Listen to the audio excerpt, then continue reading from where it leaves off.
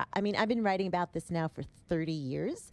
And I worked on President Obama's Council on Financial Literacy, where I was asked to put together a website to teach parents what they need to teach their kids. Right. And I think people are so overwhelmed and scared and terrified for this topic for themselves. Right. So the idea of also, explaining that, something they don't understand to their kids, seems completely overwhelming. So I wanted to write a debunking book to make it clear there's some basic things, easy ways to talk to our kids. We talk about sex, drugs, alcohol, and we don't talk about money, but we need to. I have run into children who don't understand simple interest. They don't understand checking accounts. Right. They think you go to the check cashing store, right, and that's what you're supposed to do, be charged 18% interest. They don't understand all of those things. Yeah. No, it's kind of amazing. I mean, I have a lot of stories. I interviewed people whose kids were in college, and the kids called after the first few weeks and said, that debit card you got me, it's been hacked. I'm like, what do you mean it's been hacked?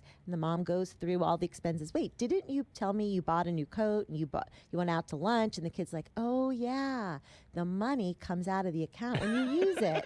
And these are like AP physics kids. These are kids who are really smart, but they just don't understand how money works. How is that possible? Has it always been this bad, or is it worse today? It's worse today because we started in an environment of credit card debt, where kids were getting credit cards in college with basically just going to a frat party and signing your name so you can get a credit card.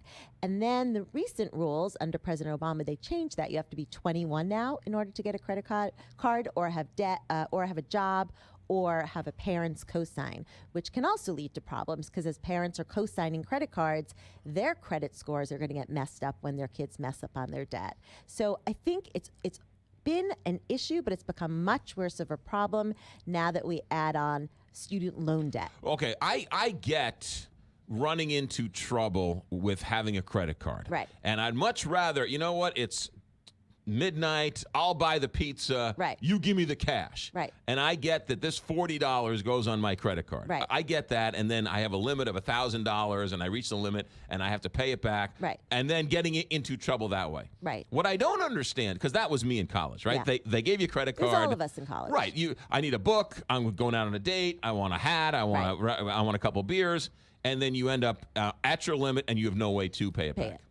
What I don't understand is they don't understand the debit card, or that they're actually, when you reach a limit. Right. You can't go more. Right. I mean, that to me. That it's been hacked. Right. That there's a leap there. Yeah. We knew that. Right. Why do these kids not know this? They don't learn it in school. Very few states require any kind of financial education. And even those that do, when they poll teachers who teach it, they say that they're not really comfortable with the subject matter either, which is a problem. Right. And I think that in society, we've kind of, in the 1930s, the history is we used to teach personal finance as part of economics. Then back in the 50s and early 60s, it was home economics. Remember that? You took like sewing and you learned how to balance a checkbook. And then it just all stopped. So we don't teach kids basic understanding of compound interest and why it's so important. So there are laws in the states that you must teach them cursive and writing, but not financial literacy. Absolutely. I mean, it's so ludicrous that we're not teaching people this. It's almost like a civil rights issue, I think. When you don't understand financial rights, you don't know how to, the fact that you're using something that's costing you 10 times more than you think it is, or you get into a home that you can't afford. And we have to start teaching kids at young ages. Research shows at age 3 and 4 and 5, you can really start talking about money with kids. They understand basic concepts like exchange and needs and wants. And I think you're also in a situation now where parents have trouble saying no to kids. They feel like, well, yeah, they're pressing a button, they're getting on an app, and parents work really hard and they're really busy and they want to sort of, well, it makes him happy, he could get it for $5. But you just press a button and you get what you want, and that's a dangerous situation. Make your kids a money genius even if they're not. Beth Kobliner, our guest, the book number 10 on the New York Times bestseller list. You said teach your 3-year-old and 4-year-old. What do you do to teach your 3-year-old and 4-year-old about the building blocks of money? Right. So for 3 and 4-year-olds, first off, they understand basic concepts like exchange. When we give money, we get something back. or they understand value. You know, a house is more valuable than a pair of shoes. Right. So we know that from research, and we also know that they can understand needs versus wants. We need milk. We need vegetables. You know, we want chocolate milk and we want potato chips. So as you're going through the store talking about needs versus wants, one thing we know from a report from University of Minnesota found that when you say yes all the time to your child at the checkout line, you know, I want this gum, I want that. By saying yes, those kids were then tracked and were shown to have higher debt loads as they got older. So saying yes to your kid all the time is not helping your kid. It's basically setting them up for more credit card debt down the road. I do this when the kids come to the office and I have fun with them. I take $3 bills and a 20. Right. And I say, do you want 3 of these or 1 of these? Yep. And the kids always take the $3 and leave the 20 on the table. Wow. Yeah, I mean, I think that's Piaget, or the idea of kids not understanding. Right. But by age 3, they'll understand that they may not know, if they technically don't know, and they should, you know, that a dime is worth more than a nickel, even though it's smaller. So that's something you can teach kids. Yeah. Or once they understand numbers, they would get that. Yeah. It's more the conceptual things like, yeah, we don't want to buy more than we can pay for. That's how kids were brought up. First of all, we use magical cards, we flash them, and that's how we get things. And kids don't get the fact that this is money, you know, money that you earn. Where does the money come from? You know, I had a little 4-year-old girl say, where does the money come from? Well, you get it from a job, but where does the job get the money? Like, those kind of conversations are really important to have with kids because they want to understand it. And I think it's really important that they do. I've also been told that teach the kids what a mortgage is, how much the mortgage is, how much you make, how much the milk is, how much the lights are, how much the heat is, how much the car payment, then have to buy insurance, explaining to them where all the money goes every month. Right. I think in terms of, do you have to tell them your exact dollar figure? I would say no. I think you don't have to go into those details with kids, especially if there's no context to it. You know, I've had a lot of parents, I've been traveling all over the country now with the book, and parents say to me, oh, my 15-year-old keeps asking about my salary.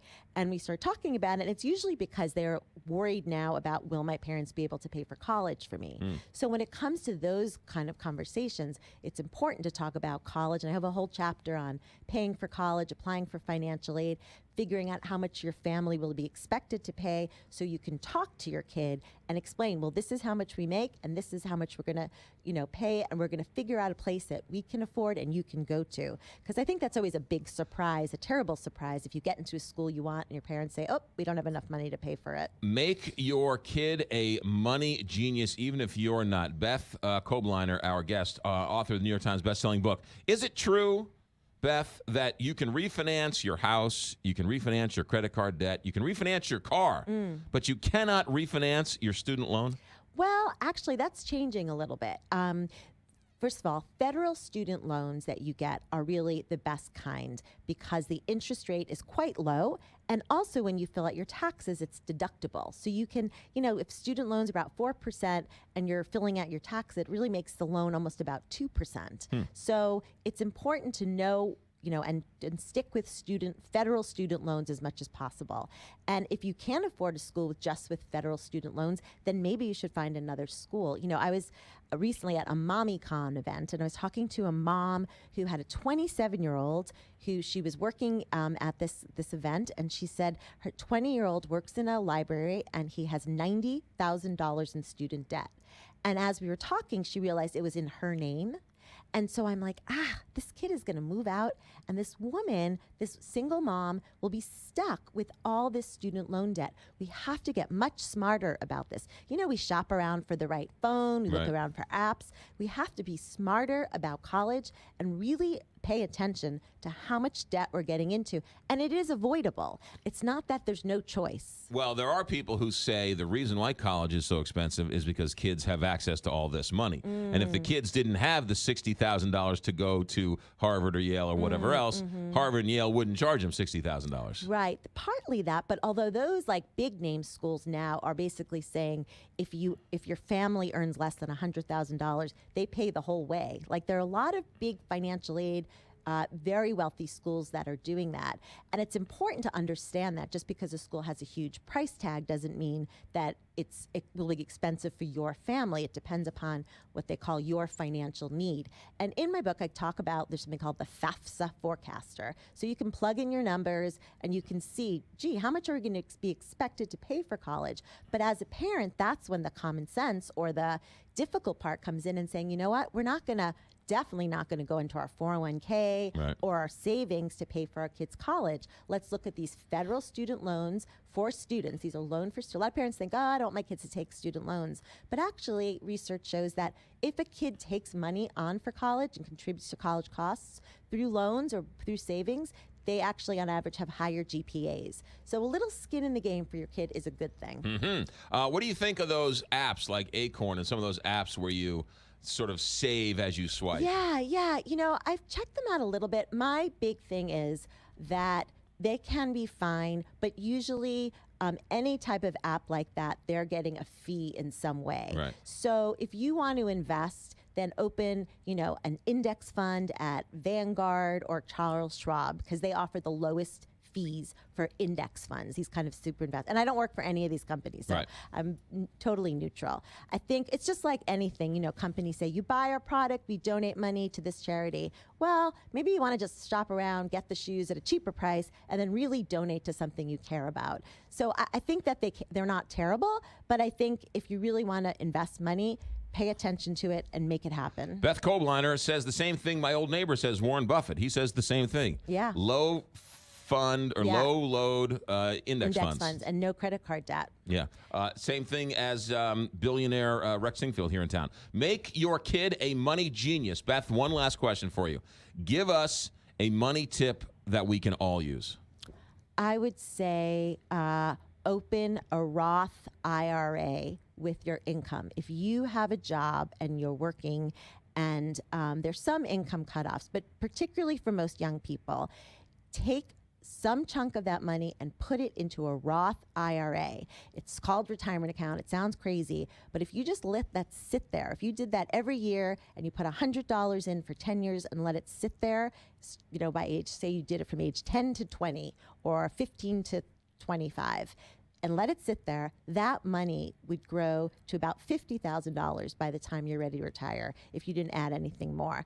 The power of money growing tax-free over many, many, many years has been called the eighth wonder of the world, and it's a great thing to do. The younger you start, the better. You're saying that if a 10-year-old can take out a Roth IRA and put $100 in? If they have a job. So it's 10 is a little young. Maybe a 15-year-old start. If you have a job babysitting, you earn $500. Right. You put that $500 into your Roth IRA. You do that or $100. You do that every year for 10 years and invest it and stop. You could have $50,000 by the time you retire. And a Roth IRA is interesting because a Roth IRA is money that's after it's taxed. Exactly. You put it into the Roth IRA, it grows, and then when you take it out, it's tax-free. Tax-free. It's never taxed again. Right. So when money is able to grow tax-free for life, it grows exponentially quickly. You know, it goes really, really fast. So it's, you know, everybody who hears this says, gee, I wish I would have read this when I was younger or when my kids were younger. But if you have kids, now is the time. And the thing about the book, I think, is that many parents feel, I'm not a money genius, but that's the point. You can teach your kids the smart lessons. It's great that you pointed out. These are the Warren Buffett lessons, Right. or all these smart people. There are like genius lessons, but I think companies, banks, and investment companies make it so complicated. People like miss it. Who said public school in Bayside turns out negative Hey, Nellies? yeah. Beth Kobliner, New York Times best-selling author. Again, this book, Make Your Kid a Money Genius, even if you're not. Bookstores everywhere online. Beth Kobliner, thanks for coming in. Thank you so much. 925, Big 550, KTRS.